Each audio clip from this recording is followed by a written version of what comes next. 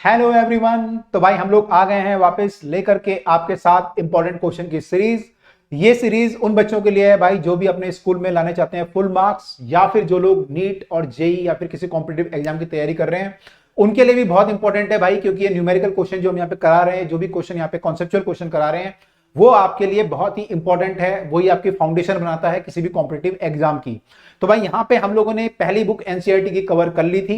अब हम आ गए थे सेकंड बुक पे। अब हम करने जा रहे हैं अगला चैप्टर जो है मैकेनिकल प्रॉपर्टी ऑफ सॉलिड। तो मैकेनिकल प्रॉपर्टी ऑफ सॉलिड हम लोग डिस्कस करने जा रहे हैं। छोटा सा चैप्टर है, कुछ इंपॉर्टेंट टॉपिक इसमें है तो वो हम डिस्कस करेंगे यहाँ पे। तो पहला टॉपिक इसमें जो है वो है यंग मॉडुलस। सबसे इंपॉर्टेंट टॉपिक इस चैप्टर का यंग मॉडुलस है। ये काफी इंपॉर्टेंट है, इसलिए आप देखेंगे यहाँ पे कि हमने पार्ट में इसको डिवाइड किया है। पार्ट ए है ये, इसकी जो वीडियो है वो लगभग 2 या 3 पार्ट में बनने जा रही है यंग मॉडुलस की। तो यंग मॉडुलस जो होता है, आपको पता है कोई भी वायर को, जो हम अगर कोई वायर है, आपने स्ट्रेस और स्ट्रेन पढ़ा होगा, आपको ब्रीफ में थोड़ा बता देता हूं। जो स्ट्रेस और स्ट्रेन होता है, तो अगर हम किसी वायर को खींचें, तो मान लीजिए वायर की लेंथ एल है और हमने वायर को खींचा, इसकी लेंथ पहले एल थी और अब बढ़ के जो है मान लो इसकी लेंथ हो गई डेल्टा एल और बढ़ गई, नीचे आ गई है डेल्टा एल लेंथ और बढ़ गई। तो टोटल लेंथ कितनी हो गई नई वाली, एल प्लस डेल्टा एल।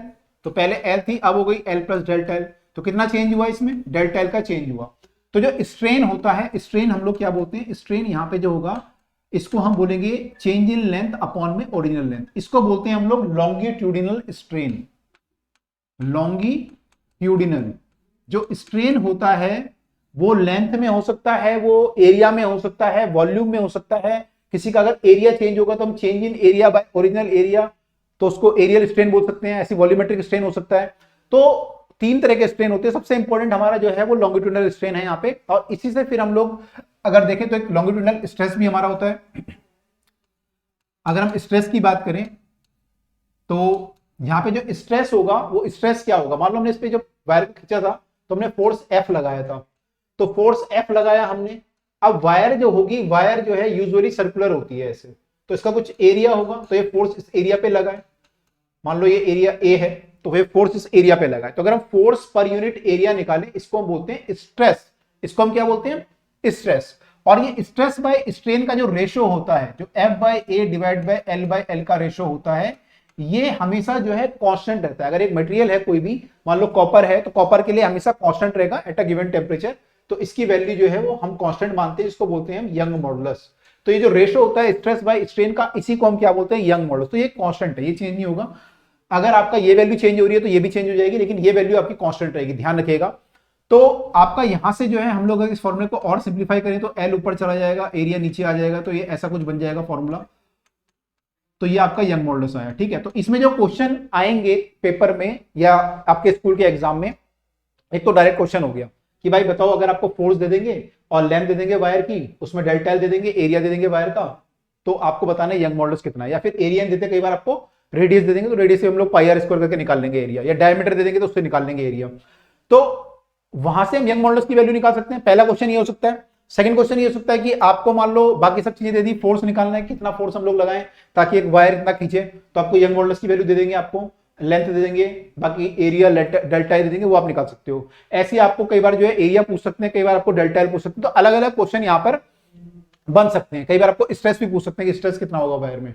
तो ऐसे क्वेश्चन यहाँ पे बनेंगे अलग अलग टाइप के। तो यंग मॉडुलस में काफी सारे क्वेश्चन बनते हैं, काफी इंपॉर्टेंट टॉपिक है ये, जो आगे जाके बच्चे, अगर आप लोग मटेरियल की जो वो होती है, फिजिक्स होती है, मैकेनिक्स ऑफ सॉलिड बोलते हैं, उसको अगर आप पढ़ोगे तो वहां पे काफी इंपॉर्टेंट टॉपिक ये होता है। तो बहुत ही इंपॉर्टेंट है, जो बच्चे मैकेनिकल इंजीनियरिंग या सिविल इंजीनियरिंग में जाएंगे उनके लिए बहुत इंपॉर्टेंट टॉपिक बनता है ये। तो इसलिए काफी सारे क्वेश्चन यहाँ पे आपके भी स्कूल के सिलेबस में भी, स्कूल के किताबों में भी दिए हुए हैं, क्योंकि काफी इंपॉर्टेंट टॉपिक है, ठीक है। तो मटेरियल साइंस का एक इंपॉर्टेंट टॉपिक है, इसलिए काफी सारे क्वेश्चन यहाँ पर बनते हैं। तो स्टार्ट करते हैं पहले क्वेश्चन के साथ। तो पहला क्वेश्चन हमारे पास है, the Young modulus of a wire of length L radius R is Y if the length is reduced to half, what is the Young modulus. तो एक वायर का अगर हम लेंथ को हाफ कर दें तो यंग मॉडुलस पे क्या फर्क पड़ेगा। तो अभी मैंने आपको बताया था कि young modulus is a constant, ये कांस्टेंट होता है। यंग मॉडुलस जब भी आपको दिया रहेगा कि स्टील का ये है, आयरन का ये है, कॉपर का ये है। कभी ऐसा नहीं बोलेगा कि स्टील की अगर इतनी मोटी, इतनी बड़ी वायर है तो इसका ये है, या इतनी मोटी वायर है तो इसका ये है। हमेशा बोलेगा स्टील का ये है, कितनी भी वायर हो, कैसी भी वायर हो, स्टील का young modulus will be constant, वो चेंज नहीं होता है। तो अगर आप उसकी रेडियस वगैरह कुछ भी चेंज करेंगे तो young modulus will never never never change, young modulus will remain same. तो यंग मॉडुलस हमारा सेम रहेगा, तो आंसर इसका भी y ही आएगा। क्या आएगा? y। यस, है ना, इसका आंसर भी y आएगा। ठीक है, क्लियर हुआ? तो भाई कंफ्यूज करने का ऐसे क्वेश्चन आपको दे देंगे, कोई घबराने की जरूरत नहीं है, कंफ्यूज होने की कोई जरूरत नहीं है। अपने में कॉन्फिडेंस रखो यार, तुम लोगों ने बहुत कुछ पढ़ चुके हो, बहुत कुछ आपको करा चुके हैं हम लोग, इंपॉर्टेंट क्वेश्चन की सीरीज हम लोगों ने आपको जो है वन माइंड मैप करा दिए, वन शॉट, और भाई कितने सारे क्वेश्चन की सीरीज करा दी है। भाई तुमने बहुत कुछ कर लिया है, इतना अगर कोई कर लेगा तो फैंटास्टिक हो जाएगा, बिल्कुल ही जो है जबरदस्त हो जाएगा। अगला क्वेश्चन देखिए, load of 2 kilogram is produce an extension of 1 millimetre in a wire of 3 metre in length and 1 mm in diameter, calculate the Young modulus. देखो भाई क्वेश्चन आगे, यंग मॉडुलस आपको निकालना है, तो क्या दिया हुआ है आपको? लोड दिया हुआ है। तो फोर्स अगर हम देखें यहाँ पे, तो फोर्स हमारा जो हो जाएगा वो हो जाएगा m इंटू जी, m इंटू जी। m कितना दिया हुआ है? 2, और g 9.8 मान लेते हैं, ठीक है। तो इतना न्यूटन का फोर्स है, तो 19.6 आ जाएगा। फिर क्या दिया हुआ है आपको? डेल्टा एल दिया हुआ है, एक्सटेंशन कितना दिया हुआ है? 1 mm। 1 mm को मीटर में कन्वर्ट करना पड़ेगा, ऐसा यूनिट में कितना हो जाएगा? 10⁻³ मीटर। कई बार कर चुके हैं, जिन बच्चों ने नहीं किया भाई ध्यान से देख लेना, यही होगा। ठीक है, लेंथ कितनी है वायर की? ओरिजिनल लेंथ है 3 मीटर, और डायामीटर 1 mm है। तो डायामीटर 1 mm है, तो रेडियस को हम लोग बोल सकते हैं कि रेडियस हमारी 1/2 mm है। तो अगर मैं एरिया निकालूं यहां से, तो एरिया मेरा आ जाएगा पाई आर स्क्वायर, यानी कि पाई इंटू 1/2 mm है, mm होगा 10⁻³ मीटर, इसका स्क्वायर। ठीक है, पाई आर स्क्वायर। तो 1/2 का mm है, तो मीटर में करेंगे तो मीटर स्क्वायर आ जाएगा। इसको सॉल्व करूंगा अगर मैं, तो पाई/4 आ जाएगा, 1/4 आ जाएगा ये, और 10⁻6 आ जाएगा। ऐसे ही छोड़ देते हैं, अभी सॉल्व नहीं करते। ठीक है, तो जब हम क्वेश्चन करेंगे यहाँ पे कैलकुलेशन टफ होगी, तो वहां पे हम ट्राई करेंगे कि कैलकुलेशन मिनिमम करें, जहां पे जरूरत पड़ेगी वहीं पे करेंगे, बाकी हम लोग ऐसे छोड़ देंगे। हो सकता है कई सारी वैल्यू आपकी हो सकता है आगे जाके कट जाए, मल्टीप्लाई हो जाए, तो इतना ज्यादा प्रॉब्लम हमें नहीं आएगी। अब हमें निकालना है यंग मॉडुलस। तो young modulus stress by strain होता है, force per unit area divide by delta L by L. तो ये एल ऊपर चला जाएगा, तो ये हमारा फॉर्मूला बनता है F into L divide by area into delta L. सब वैल्यू पुट करनी है और आंसर हमारा आ जाएगा। तो चलिए वैल्यू पुट कर लेते हैं, कितना आएगा? 19.6, तो ये आ गया। लेंथ हमारी 3 मीटर थी, एरिया हमारा ये आ गया था पाई/4 इंटू 10⁻⁻6, ये भी मीटर में, ऐसा यूनिट में है, सब कुछ हम मीटर में लिख रहे हैं, ऐसा यूनिट में लिख रहे हैं, और 10⁻³ ये आया। इसको अगर हम सॉल्व करें तो कितना हो जाएगा? ये 4 को भी मैं ऊपर ले जाता हूं, तो 4×3=12, तो ये हो गया 19.6 इंटू 12 डिवाइडेड बाय पाई, और 10⁻⁻6 और -3 हो गया -9, ऊपर जाके +9, तो 10⁻+9। इसको सॉल्व करना है हमें अब। ठीक है, तो सॉल्व करते हैं चलिए। तो देखो कैलकुलेशन मिनिमम करेंगे। अब हमें केवल 2 कैलकुलेशन करनी है, एक तो मल्टीप्लाई करना है, एक डिवाइड करना है। तो अब अगर सारा करते आपको कैलकुलेशन एक यहाँ पे करनी पड़ती है ना, हो सकता है आपको कहीं और भी कैलकुलेशन करनी पड़ती है। तो हमने ट्राई किया कि मिनिमम कैलकुलेशन में काम चलाएंगे। तो भाई आलसी बनो और अच्छा करो, है ना। 12×6=72 का 2 हासिल 7, 12 में 108 और 7 115, 115 का 5 हासिल 11, 12×12 और 11 कितना होता है? 23, आई थिंक 23 आएगा। तो ये आ गया 235.2 डिवाइडेड बाय 3.14 पाई का वैल्यू इंटू 10⁻9। ठीक है, अब मेरे को ये सॉल्व करना है बस। तो ये सॉल्व करने के लिए क्या करेंगे हम लोग? 3.14 है और 235.2 है, तो ये पे सॉल्व कर लेते हैं। 235.2 और 3.14, तो मैं ये पॉइंट हटा देता हूं, दोनों पॉइंट हटाऊंगा तो यहाँ पे एक पॉइंट हटेगा, तो ये 20 आ जाएगा, है ना। एक पॉइंट तो मैं ऑलरेडी हटा चुका हूं, और ये आ गया 235/20 आ गया, मतलब कि 23,520। अब 314 से डिवाइड करना है। 314 से डिवाइड करेंगे तो पहले हमें 4 चीजें ये लेनी पड़ेगी, 2352। 6 से करेंगे, 7 से करते हैं। 7 से करेंगे तो 7 × 28 हासिल 2, 7×1 और 2 9, 7 और 2 9, 7×3 = 21। और भाई यहाँ पे मैंने को पहले भी रूल बताया, सीरीज का रूल क्या है कि जो भी क्वेश्चन मैं सॉल्व कराऊंगा आप लोगों को पहले खुद ट्राई करना है। अगर आपको तरीका मालूम चल गया तो खुद ट्राई करना है, उसके बाद आपको सॉल्यूशन देखना है, ताकि आपको मैक्सिमम बेनिफिट मिल पाए। ठीक है, तो ट्राई करना है, पहले खुद सॉल्व करेंगे सब लोग, ताकि आपकी कैलकुलेशन ठीक हो जाए। 12 में से 8 गया तो 4 होना चाहिए, 14 में से 9 गए तो 5, 2 में से 1 गया तो 1, 154 आया। ठीक है, फिर यहाँ पे 0 आ जाएगा, और अभी ये पॉइंट नहीं आएगा। फिर क्या होगा? यहाँ पे 7, ये अब की बार जाएगा, कितनी बार अब की बार जा सकता है? ये 5 बार। 5 बार अगर जाएंगे तो 5×3=1570, तो 5 बार नहीं जाएगा, 4 बार जाएगा। पहले 4 बार करेंगे तो कितना हो जाएगा? 4×4 = 16 हासिल 1, 4×1 और 1 5, 4×3 = 12, 10 में से 6 गए 4, 13 में से 5 गए 8, और 4 में से 2 गए 2, तो ये हो गया। ठीक है, फिर यहाँ पॉइंट लगाएंगे। अब की बार यहाँ पे कितनी बार जा सकता है ये, 7 8 8 3 24 में 27, 9 बार ट्राई करते हैं। 9 बार जाएगा तो 9 चौके 36 का 6 हासिल 3, 9 कम 9 और 3 12 का 2 हासिल 1, 9 27 और 1 28। अब कितना बचा, 14 बचा, ये फिर 0 आ जाएगा। तो लगभग कितना आएगा, 74.9। तो यहाँ पे आ गए 74.9 इंटू 10 की पावर 74.9 इंटू 10 की पावर 9। ये यूनिट क्या होगी हमारी, यूनिट हो जाएगी हमारी न्यूटन पर मीटर स्क्वायर में। ठीक है, क्योंकि ऐसा यूनिट में हमने सब कुछ किया है। और इसको सॉल्व करेंगे तो 7.49 10 टू पावर 10 कर सकते हैं। 7.49 या 7.5 भी बोल सकते हो हमारा आंसर जो आ रहा है। तो 7.5 10 की पावर न्यूटन पर मीटर स्क्वायर इसकी जो यूनिट होती है वो आपकी जो स्ट्रेस की यूनिट होती है वो इसकी भी यूनिट होती है, क्योंकि देखो y equal to stress by strain होता है। अब यहाँ पे जो L होगा और डेल्टा L होगा दोनों की यूनिट सेम होगी तो कट जाएगी, तो ये यूनिट तो कट गई, नीचे वाली, ऊपर वाली बची केवल। तो जो इसकी यूनिट होगी फोर्स बाय एरिया की, वही यूनिट इसकी भी होगी। तो न्यूटन पर मीटर स्क्वायर हमारी यूनिट होने वाली है, राइट। तो 7.49 10 टू पावर 10 ये हमारा आंसर आ रहा है। एक बार चेक कर लेते हैं अगर आंसर यहाँ पे दिया हुआ है तो 7.49 10 टू पावर 10 इज करेक्ट। 7.48 आया था इनका 10 की पावर 10 न्यूटन पर मीटर स्क्वायर। ठीक है, ओके, चलिए। तो ये हमारा पहला क्वेश्चन था। तो आप समझ गए होंगे कैसे करना है। तो लगभग सारे क्वेश्चन इसमें ऐसे हैं, थोड़ा सा कंसेप्चुअल क्वेश्चन भी बीच बीच में आएंगे, वो भी हम लोग डिस्कस करेंगे। 4 metre long copper wire diameter is this used to support a 5 kg weight, determine the elongation in the wire, Young models of the copper wire is this. तो भाई इस बार जो है 4 मीटर की वायर है और डायमीटर, इस बार तब कर लोगे क्वेश्चन, ये लेंथ हमारी 4 मीटर है, ये क्वेश्चन आपके लिए छोड़ देता हूं मैं। और डायामीटर हमारा यानी रेडियस हमारी जो है 0.25 हो जाएगी, इसका आधा करेंगे तो mm में है, 10 की पावर -3 आ जाएगा। तो भाई ये हमारा मीटर में आ गया रेडियस, उससे एरिया निकाल लेंगे। और हमारा जो लोड है, जो फोर्स है हमारा, वो है 5 इंटू 9.8, तो ये हो गया आपका 49 न्यूटन। ठीक है, आपको बताना है इसमें यंग मॉडल्स भी दिया हुआ है, आपको यंग मॉडल्स दिया हुआ है आपको 1 इंटू 10 टू पावर 11, और आपको बताना है डेल्टा एल कितना होगा। ठीक है, तो डेल्टा एल हमारा कितना हो जाएगा, हमारा जो फॉर्मूला था ये था force by this stress by strain equal to Young models. तो यहाँ से डेल्टा एल की जो वैल्यू आएगी वो आपकी आएगी F into L divide by area into young models. तो भाई ये आपको बस यहाँ पे वैल्यू पुट कर देनी है।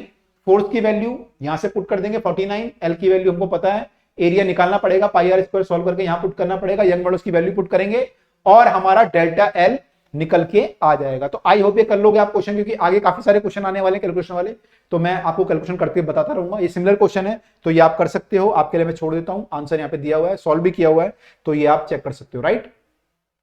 ओके, अगला क्वेश्चन देखते हैं। What force is required to stretch a steel wire of 1 square centimeter in cross section area? इस बार डायरेक्ट एरिया दिया हुआ है लेकिन कितना दिया हुआ है, सेंटीमीटर स्क्वायर में।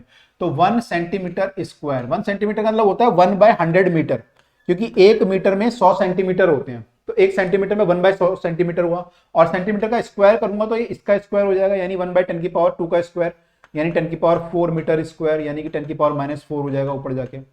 तो इसकी जगह मैं लिख सकता था डायरेक्ट 10 की पावर -4 मीटर स्क्वायर। ठीक है, तो आपको याद रखना है, जब आप कैलकुलेशन करोगे ना तो ये चीजें आपको याद हो जानी चाहिए। इतनी कैलकुलेशन हमें करनी है, सवाल हमें करने हैं, हमने किए भी हैं, कि आपको चीजें याद हो जाएंगी कि कहां पे मिलीमीटर को कैसे चेंज करना है, मिलीमीटर स्क्वायर को कैसे चेंज करना है, सेंटीमीटर स्क्वायर को कैसे चेंज करना है। ठीक है, तो आपको लेंथ को डबल करना है। लेंथ को डबल करने का मतलब हमारी लेंथ पहले एल थी मान लो, तो अब लेंथ कितनी हो जाएगी 2l, यानी डेल्टा एल कितना हुआ हमारा, डेल्टा एल भी एल हुआ।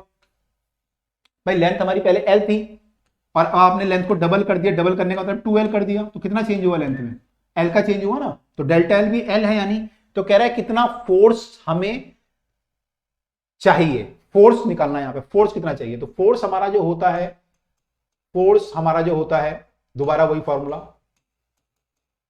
फोर्स हमारा हो जाएगा young modulus into area into delta L divide by L. ये आ रहा है हमारा जो फोर्स है हमारा, सॉरी डेल्टा एल आएगा यहाँ पे, सॉरी एल आएगा यहाँ पे। तो यहाँ पे जो है हमारा फोर्स जो है Young modulus into area into delta L by L. अब यहाँ पे आप देखेंगे तो डेल्टा एल की जो वैल्यू है वो एल के बराबर है, तो भाई एल से तो एल पहले कट जाएगा, है ना। मुझे वो चीज दिख रही है पहले जो मैं इजीली सॉल्व करके काट सकता हूँ। तो ऐसा होता है ना, हम लोगों को लगता है कि यार एक कैलकुलेशन तो कम हुई, चलो एक टेंशन तो कम हुई। अब यंग मॉडुलस की वैल्यू पुट करनी है, Young modulus is 2 into 10 to power 11। Area कितना है हमारा, ये न्यूटन पर मीटर स्क्वायर में है, एरिया कितना मीटर स्क्वायर है, 10 टू पावर -4 मीटर स्क्वायर है। तो ये आंसर हमारा किस में आएगा, यूनिट क्या होगी बताओ इसकी, यूनिट क्या होगी, पॉज करके सोच लो, क्या यूनिट होगी, न्यूटन, है ना, क्योंकि ये हमारा न्यूटन पर मीटर स्क्वायर है, ये मीटर स्क्वायर, मीटर स्क्वायर से मीटर स्क्वायर सफा। मीटर से मीटर स्क्वायर सफा, सारे रोग दफा, और ये आंसर आ गया हमारा न्यूटन में। तो हमारा कितना फोर्स चाहिए हमें? 2 × 10⁻⁷। काफी ज्यादा फोर्स चाहिए, काफी ज्यादा फोर्स हमें चाहिए इसको डबल करने के लिए, ठीक है। तो आई होप ये क्लियर हुआ होगा। ये क्वेश्चन जो है बोर्ड के पॉइंट ऑफ व्यू से किया गया है, तो बोर्ड के पॉइंट ऑफ व्यू से सॉल्यूशन सही है, लेकिन जब मैं कंपटीशन के पॉइंट ऑफ व्यू से करूंगा तो ये सॉल्यूशन सही नहीं है। जो बच्चे सॉल्यूशन कंपटीशन की तैयारी कर रहे होंगे जेईई या नीट की, उन लोगों को थोड़ा और सोचना पड़ेगा, इसको इंटीग्रेट वगैरह करके सॉल्व करना पड़ेगा, क्योंकि ये एक्चुअल सॉल्यूशन नहीं है। एक्चुअल में के लिए हमें कुछ और करना पड़ेगा, ठीक है। तो मैं अगर हिंट दूं आपको, तो हिंट ये है कि भाई जब वायर का आपने जब स्ट्रेन लिखा है एक्चुअली, तो आपने डेल्टा एल बाय एल लिखा है। तो डेल्टा जब वायर एक्चुअली वायर की लेंथ बढ़ेगी ना, वायर की लेंथ पहले एल थी, फिर एल प्लस 0.1 एल होगी, फिर 0.2 एल होगी, तो हर बार स्ट्रेन आपका ना जो होगा ना वो चेंज होता जाएगा। तो dx बाय एक्स की जो वैल्यू है, स्ट्रेन की वैल्यू हमेशा चेंज होगी, इसको आपको इंटीग्रेट करना पड़ेगा। ये आपका जो एल है ना, ये कांस्टेंट नहीं है, ये जो एल है ये भी वेरी कर रहा है आपका। तो जब हमारा छोटा मोटा चेंज होता है, मान लो 3 mm का चेंज हुआ 4 मीटर की वायर में 3 mm, तो काफी छोटा है, तो हम एल को कांस्टेंट मान सकते हैं। लेकिन जब एल को डबल कर दिया गया तो एल को कांस्टेंट नहीं मानना चाहिए, उसको सॉल्व करना चाहिए प्रॉपर्ली। तो ये आंसर हमारा लॉ की टर्म में आता है, तो वो कंपटीशन में हम लोग सॉल्व करते हैं, राइट। तो यहाँ पे हमारा आंसर जो दिया हुआ है बोर्ड के हिसाब से सही है, 2 × 10⁻⁷ Newton is the answer, right. चलिए आगे मूव करें। तो भाई काफी सारी बातें हैं जो लोग हम अलग अलग वीडियोस में अलग अलग उसमें डिस्कस करते हैं, अलग अलग लेवल पे जाके। जब बोर्ड की बात आती है तो बोर्ड के लेवल पे डिस्कस करते हैं, जब जेई की बात आएगी तो जेई की बात डिस्कस करेंगे, एडवांस की बात आएगी तो जेई एडवांस का डिस्कस करेंगे, नीट के बारे में नीट का डिस्कस करेंगे। तो भाई अगला क्वेश्चन हमारे सामने है, length of the wire is increase by 8 mm when a weight of 5 kg is hang, the condition are the same but the radius of the wire is double. अगर हम रेडियस को डबल कर दें तो increase in length क्या होगी? इस बार young models नहीं पूछा, यंग मॉडल्स तो सेम रहेगा, लेकिन लेंथ में क्या फर्क पड़ेगा, डेल्टा एल कितना होगा? तो भाई डेल्टा एल अगर आप लोगों ने आप देखा होगा फॉर्मूले सारे, तो डेल्टा एल हमारा force by L Y into, अगर आप निकालना चाहो तो आपको याद हो जाएगा धीरे धीरे कि डेल्टा एल की जो वैल्यू आती है वो आती है force into length divide by Y into area. Actually क्या होता है, डेल्टा एल ज्यादा होगा, अगर आपका फोर्स ज्यादा लगा होगा तो ये ऊपर आना चाहिए, यानी लेंथ अगर ज्यादा होगी तो भी डेल्टा एल ज्यादा आता है। यंग मॉडल अगर ज्यादा होगा तो डेल्टा एल कम आएगा, क्योंकि यंग मॉडल ज्यादा होने का मतलब कि वायर आराम से नहीं खींचेगी, आराम से नहीं खींचेगी। और एरिया अगर हमारा ज्यादा है तो भी वो वायर आराम से नहीं खींचेगी, तो इसका अपॉन में आता है, ठीक है। तो देखो कितना कितना आंसर, फोर्स कितना दिया हमें, 5 × 9.8, ठीक है। फोर्स हमारा ये है 5 kg, तो 9.8 हो गया। और लेंथ ऑफ द वायर हमें कितनी इंक्रीज करनी है,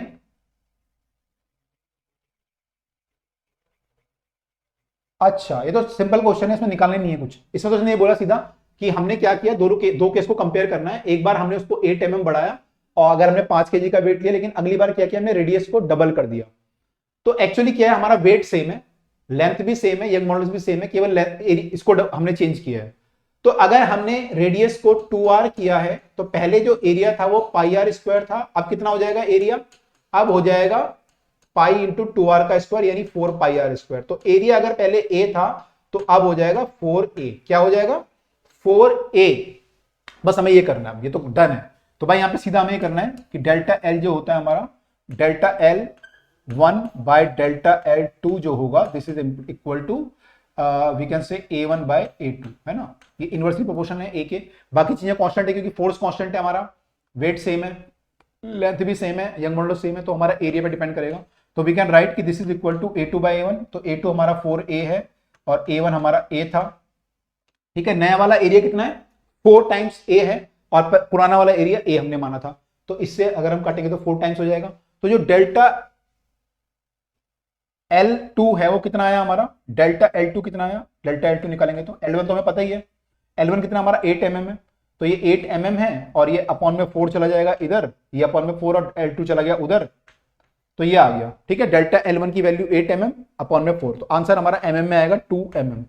तो इस बार जो हमारा एक्सटेंशन होगा वो कितना होगा, 2 mm। पहले कितना था 8 mm, कम हो गया। क्यों कम हो गया, क्योंकि हमने एरिया बढ़ा दिया। मैंने बोला ना अगर एरिया हमारा बढ़ेगा तो डेल्टा एल कम होगा, अगर मोटी वायर होगी तो उसमें एक्सटेंशन कम होगा, पतली वायर होगी तो एक्सटेंशन ज्यादा हो जाएगा। क्या होगा, एक्सटेंशन ज्यादा हो जाएगा, ठीक है। तो आंसर हमारा 2 mm हो गया, क्लियर है। ऐसे कई सारे क्वेश्चन आते हैं, कंपटीशन में भी काफी इंपॉर्टेंट है टॉपिक, उसमें भी काफी सारे क्वेश्चन ऐसे आते हैं हमारे कि एरिया को डबल कर दिया, लेंथ को हाफ कर दिया, तो क्या फर्क पड़ेगा, क्या फर्क पड़ेगा, ठीक है। तो ऐसे बहुत सारे क्वेश्चन आते हैं। अगला question, when a wire is stretched by a certain force its elongation is y if a second wire of the same material but having the length 4 times and radius double। देखो ये question आ गया, तो what is the elongation, तो आपका elongation आपको बताना है क्या होगा दोनों केस में। तो एक केस में देखो एल क्या होता है हमारा, एल होता है we know that L equal to F into L divide by area into Y. अब ये कह रहा है कि पहले केस में, इन फर्स्ट केस हमारा जो y है दैट इज इक्वल टू क्या हो गया, फोर्स इनटू लेंथ मान लेते हैं l है पहले, एरिया हम a मान लेते हैं और यंग मॉडुलस y मान लेते हैं। अगले केस में क्या होगा, अगले केस में हमें निकालना है कितना होगा, तो y डैश मान लेते हैं। y डैश कितना होगा, मटेरियल सेम है, मटेरियल सेम है तो यंग मॉडुलस सेम हो गया अगले केस में, ठीक है। Same material having the length 4 times, length 4 times हो गई, and radius double, radius double है तो एरिया कितना हो जाएगा, एरिया कितना हो जाएगा, रेडियस अगर डबल हुई, अभी हमने देखा था रेडियस अगर डबल होगी तो एरिया कितना हो जाएगा, area will be 4 times, area हमारा 4 टाइम्स हो जाएगा 4a, ठीक है जी। और फोर्स सेम है क्या, if the second wire of the same material having this is stretch by the same force, तो सेम फोर्स है, फोर्स हमारा सेम, तो फोर्स सेम है भाई। तो ये अगर सॉल्व करोगे तो 4 से 4 कट गया तो कितना आ गया, ये भी F L by A Y, same आ गया, ये भी क्या आ गया, ये भी F L by A Y, यानी वाई के बराबर आ गया। तो भाई हमारा जो यंग मॉडुलस, सॉरी हमारा जो एक्सटेंशन है वायर में, वो इस बार भी सेम रहने वाला है। तो अगर आपने लेंथ को 4 टाइम्स कर दिया लेकिन रेडियस को भी 2 टाइम्स कर दिया तो एरिया भी हमारा 4 टाइम हुआ, तो क्या हुआ, दोनों इफेक्ट आपस में अपोजिट हो गए और हमारा आंसर सेम आ गया। तो आंसर हमारा सेम है, एक बार चेक कर लेते हैं, लिखा नहीं यहाँ पे आंसर लेकिन आंसर हमारा सेम आएगा, ठीक है। तो ऐसे कई सारे क्वेश्चन हमारे आते हैं, कंपटीशन में भी आते हैं, तो ये आपको आइडिया होना चाहिए कि ऐसे क्वेश्चन हम कैसे कर सकते हैं। ओके चलिए आगे मूव करते हैं अगले क्वेश्चन की तरफ। Steel cable with a radius of 1.5 centimetre support a chair lift at in a sky area. तो ये सपोर्ट करता है लिफ्ट को जो कि स्काई एरिया में, if the maximum stress not to be exceeded by 10 to power plus 8 newton metre square, what is the maximum load cable can support.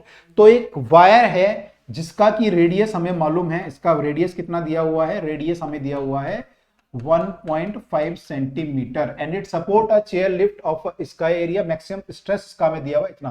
तो स्ट्रेस हमारा होता है फोर्स पर यूनिट एरिया, तो ये कितना हो सकता है 10 टू पावर 8 हो सकता है मैक्सिमम, ये मैक्सिमम वैल्यू है।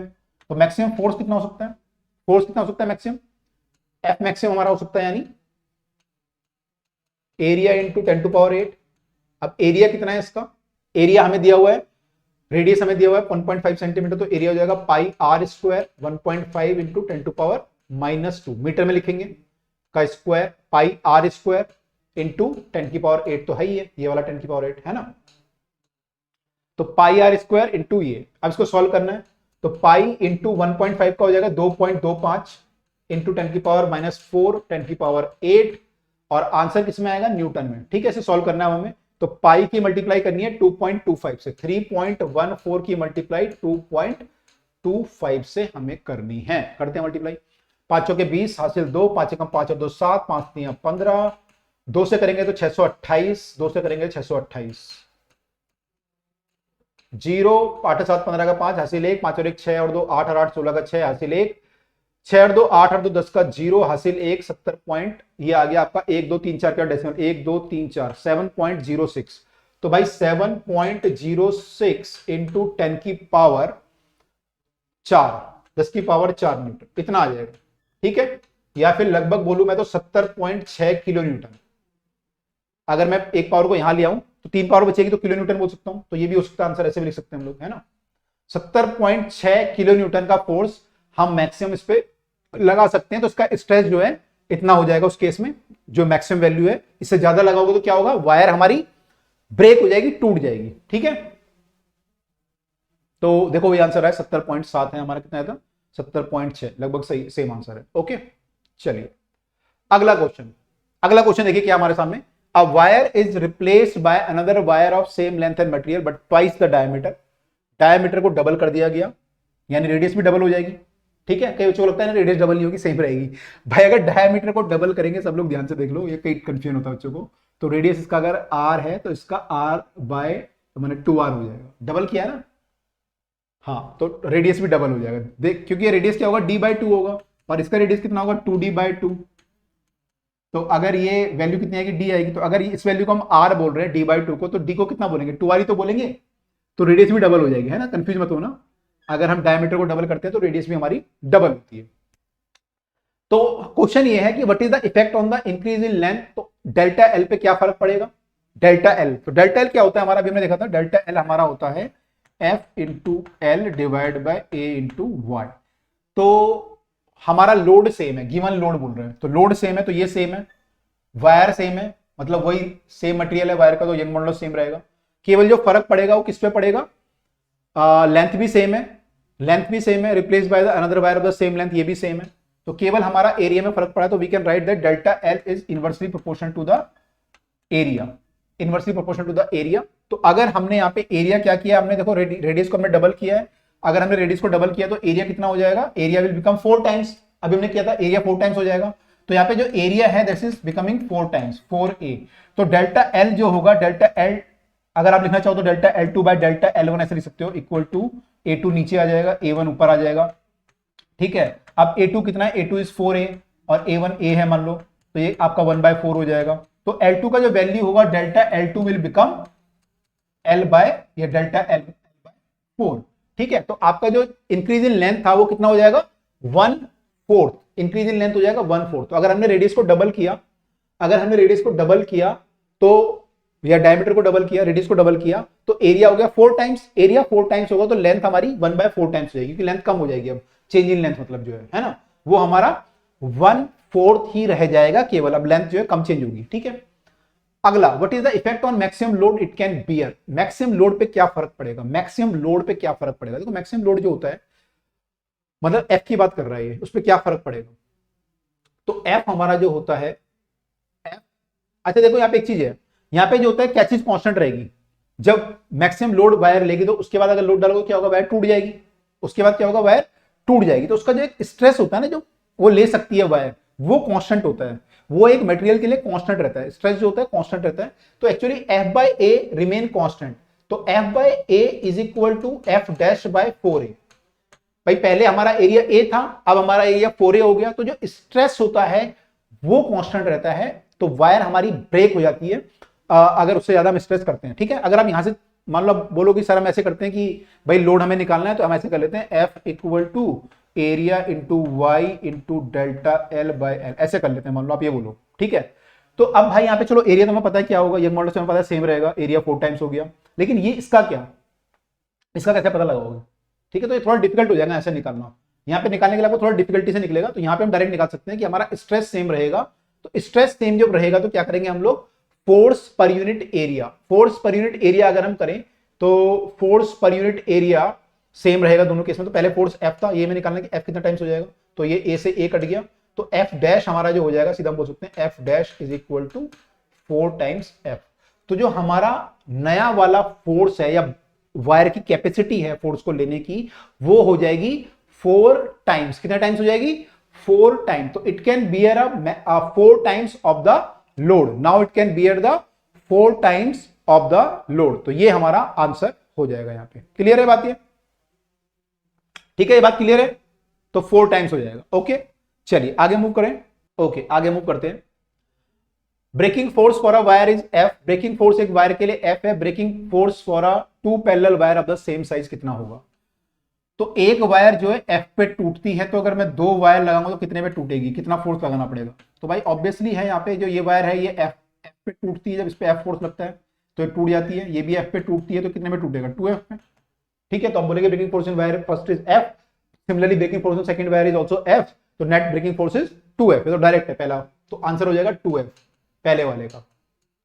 Second question, for a single wire of double thickness, thickness double कर दी मैंने, तो क्या होगा breaking force of, thickness double होता है डायमीटर डबल कर दिया या रेडियस डबल कर दिया, तो एरिया 4 टाइम्स हो जाएगा।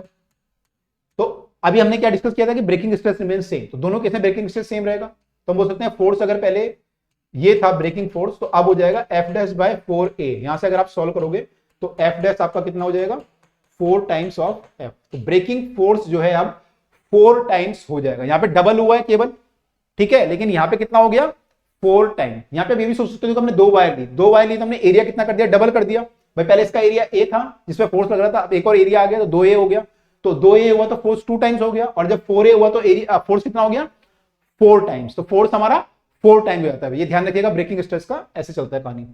तो हमारा आंसर हो गया 4a, तो इसका आंसर हो जाएगा 4 टाइम्स। क्लियर है ये?